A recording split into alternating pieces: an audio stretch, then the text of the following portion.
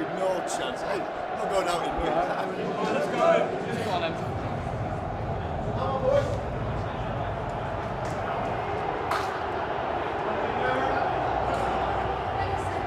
And a wall of water falling from the heavens over Wembley greets the two sides.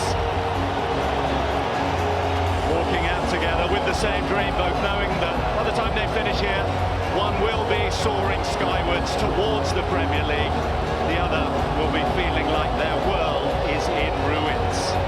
Every year, Don, the chasm between success and failure in this game swells. It's nothing short of a monster of a match, really. There's no other day in sport quite like it. Well, with that 120 million estimated prize pot for reaching the Premier League comes pressure. And there's no doubt about it, pressure affects players on big occasions. And both managers will be mindful. They've tried to keep their players calm and they want them to go about the day as normally as possible, but it may be difficult. How do you keep calm in an atmosphere like this? Both sides selling the best part of 40,000 tickets to their supporters.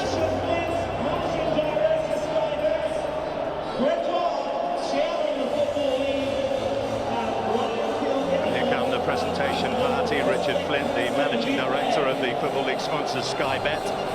Greg Clark, the chairman of the Football League and the representative for Prostate Cancer UK, which is the representative charity of the Football League, Brian Kilgallen.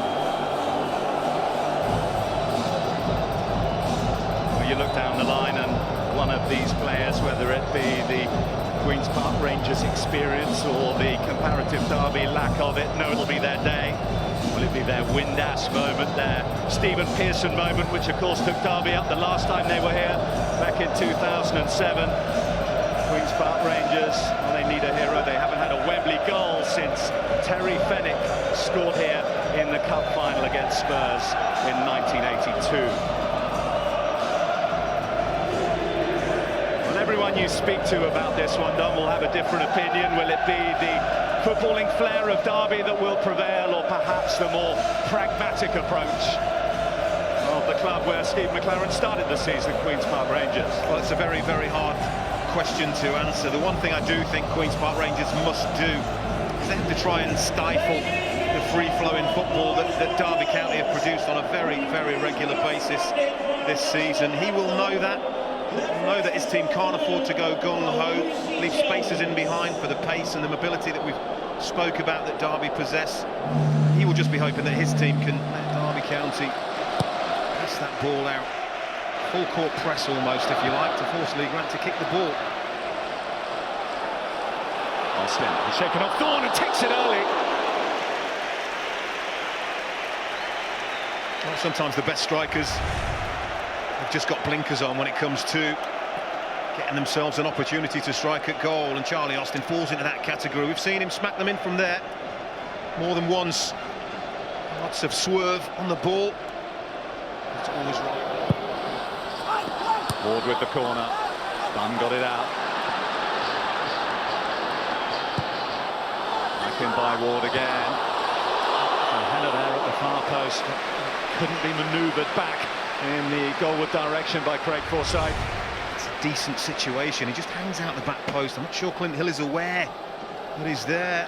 It's a poor header, really. There's no reason why Craig Forsyth isn't heading that back into a dangerous area for his teammates to capitalise on. He could be a very useful man to bring on to make the difference. No doubt about it, Derby growing into it. O'Neill got there ahead of Hughes. This is Cranchar. He's been marked on the halfway line. And that's come off Dunn and away for a corner. There's no doubt about it, it was travelling. And there does just seem to be a bit more life, doesn't there, and a bit more energy about Derby County, which is why they've had such an amazing season. They break the play up there and they spring in numbers. Thorne's on the outside, but Jamie Ward only got one thing in mind, that's to strike. Does strike Richard Dunn on the arm, but down by the side.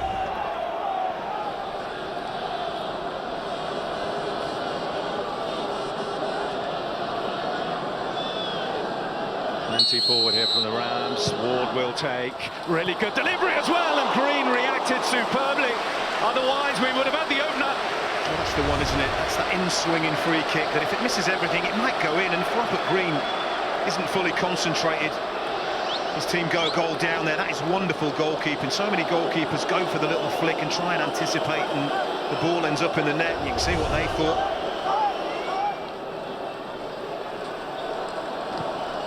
Hughes.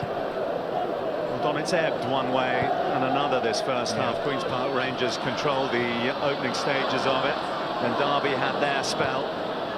This is more like the Derby I've been used to seeing, I have to say. Much more controlled possession. And this is dangerous.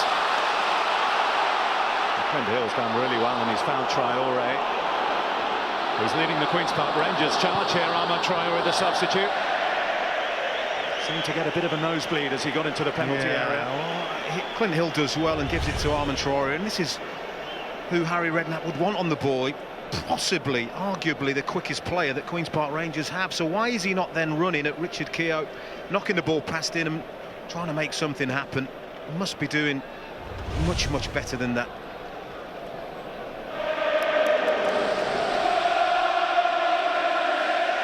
Wembley is crackling just now.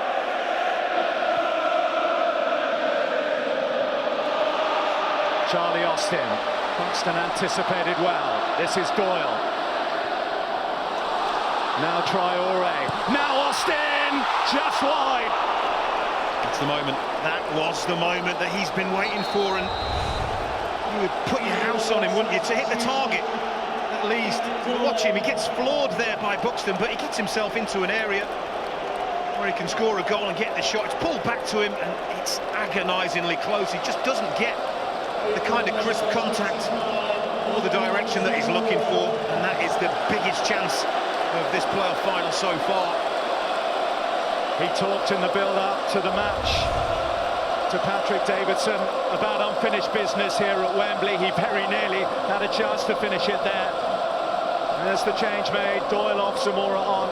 No surprise with that. That's 2 of the 3 substitutions used now by Harry Redknapp and Queen's Park Rangers. It's interesting, and it just shows you how delicately poised we are, doesn't it? Because it has been Derby County that asked the more questions in this second half, albeit lots and lots of corners racking up and stacking up without attempts at Rob Green's goal. But in a flash, the game could have been turned on its head there. There's this run from O'Neill.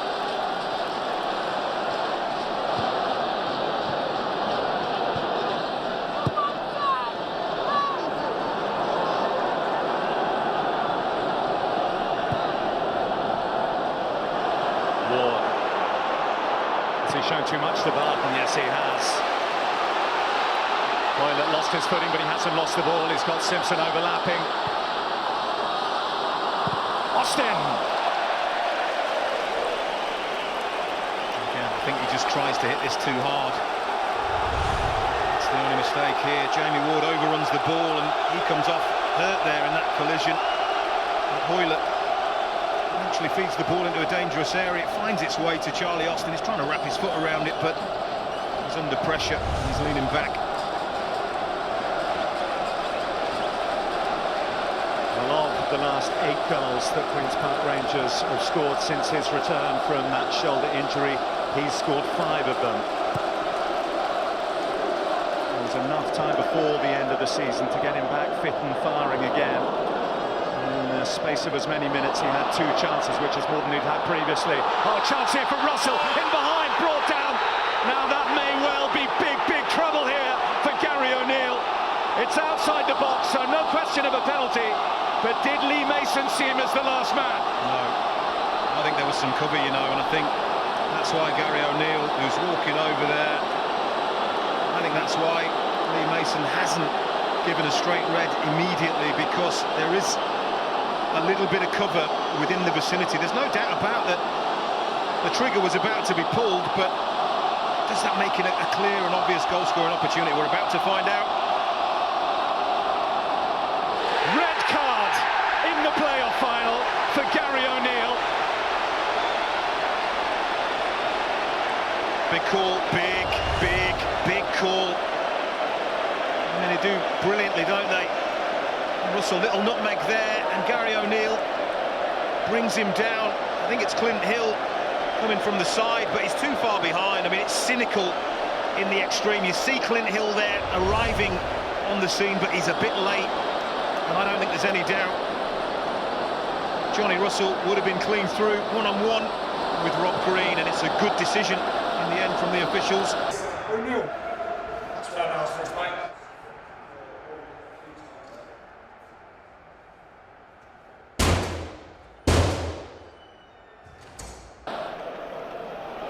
Oh, wonderful run in behind here. And a save from Rob Green. So nearly the perfect impact. And running in behind, Bryson works the half a yard, gets a powerful shot, but Rob Green not going to be beaten at that near post. And that's what he does, Craig Bryson. Those unexpected surges. Ward's corner. Traore's clearance.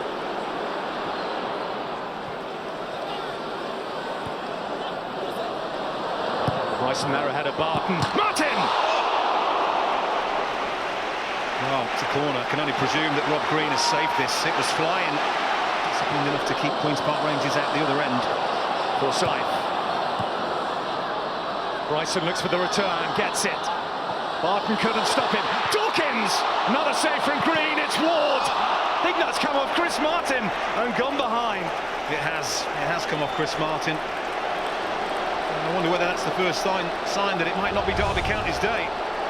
Brilliant football again. That's a wonderful touch from Bryson. He goes, gets the return from Dawkins, plays him in. It's a good save from Rob Green, but then that strike from Jamie Ward hits Chris Martin and goes harmlessly away. Looked as if it may have been on target. Deep against Derby to keep their season alive. Keep their dream alive of an immediate return to the Barclays Premier League.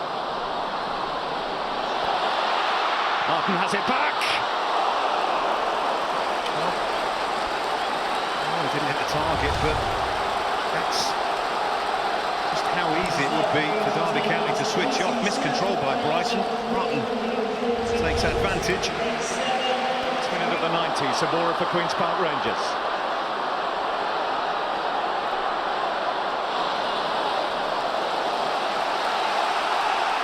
Where he just needs a runner, doesn't he? He needs Armand Traore or Junior Hoyle to give him an option. Those fans, though, seeing their team slowly but surely get further up the pitch and just starting to believe a little bit. Well, Hoylett's got the better of Buxton. Puts it into an area. Keogh! Zamora! Unbelievable! From the very brink of elimination, Bobby Zamora has surely scored another playoff winner. Well, can you believe it? They can't. They are going to be heartbroken unless their team can find something very, very quickly. But we said Queen's Park Rangers got themselves up the pitch. And from there, it's just a throw-in. Junior Hoyle battles and scraps, and he wants it, doesn't he? And he wins it, and then he just puts it into a dangerous area. And that is the heartbreaking moment from Derby County skipper Richard Keogh. Doesn't clear the ball, straight to Bobby Zamora, and that is an emphatic finish. It's a wonderful strike, first shot on target, and it's the big one. It's the one that counts.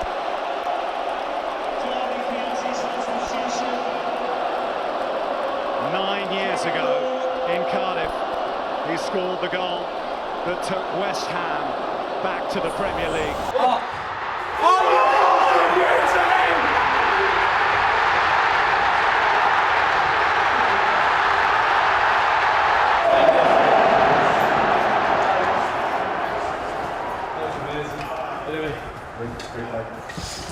Oh my God.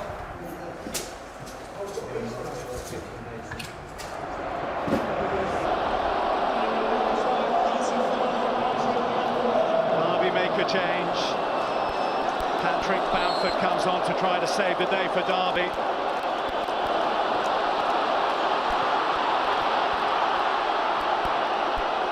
Well, they can't afford to be subtle now. They've just got to get the ball in there, Derby. not like that.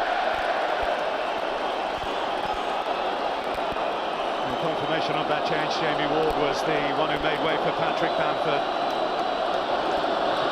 But absolutely extraordinary, absolutely extraordinary. Every year they throw up these stories, don't they? These playoffs, they are dramatic, they are tense, but they give you drama of the highest order. They give you deflation of the highest order as well. Well, the only question for most of the second half of the Derby fans was when, not if. One-way traffic, almost from start to the finish of the second half, even before Gary O'Neill was sent off. Now they find their whole season sliding away. You go back to that decision that Gary O'Neill made. It's looking pretty good now, isn't it?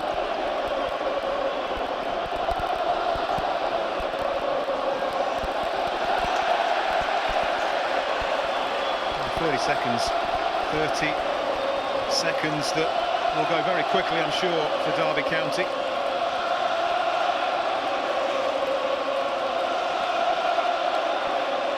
Well, Harry Redknapp nearly broke into unrestrained celebration on that Bobby Zamora goal. He quickly put a lid back on it. And in 30 seconds or so time, the roof is going to come off here at Wembley. You wondered, half of it anyway, Don. Yeah, you wondered. Shots hitting your own players, goalkeeper playing well, not finding the right quality of cross, the right quality of finish. You wondered whether it wasn't going to be your day. Martin's in now, Nua's back there, Bamford goes for the overhead. Barton was the man to throw himself at it. Derby corner. Yeah, last chance saloon. Lee Grant will go forward, the goalkeeper. Just got to go for it. Well, this is it. This is everything, absolutely everything for Derby County. Perhaps a little bit more than that for Queen's Park Rangers and their 10 men. It's loose. Keogh, chance for redemption for him, but he's hooked it away for a throw. Heartbreaking. You wonder whether it was going to be a moment of magic, a mistake, a set piece. Usually is one of those things. These games are usually tight. This has been no exception. You're going to feel sorry for Richard Keogh and Derby County.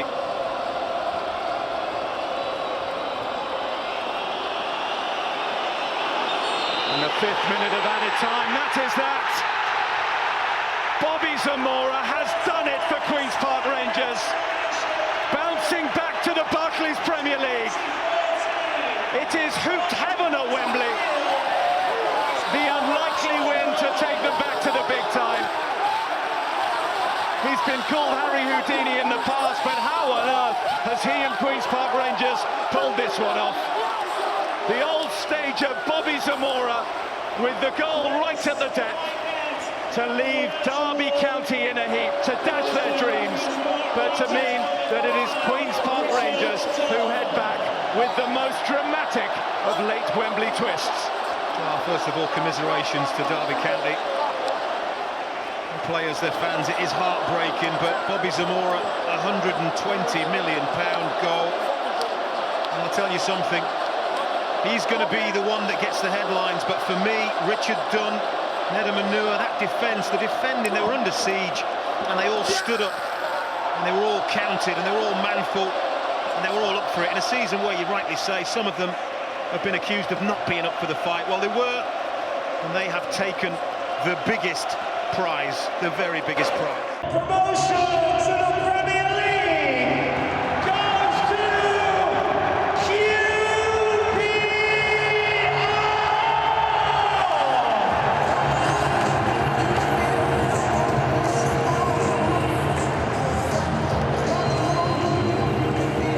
Looks like it.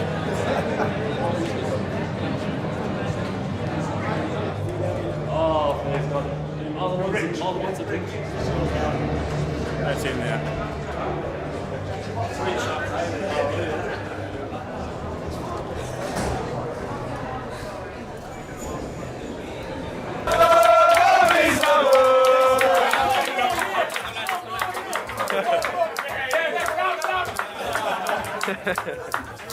Two more I'm joking, enough.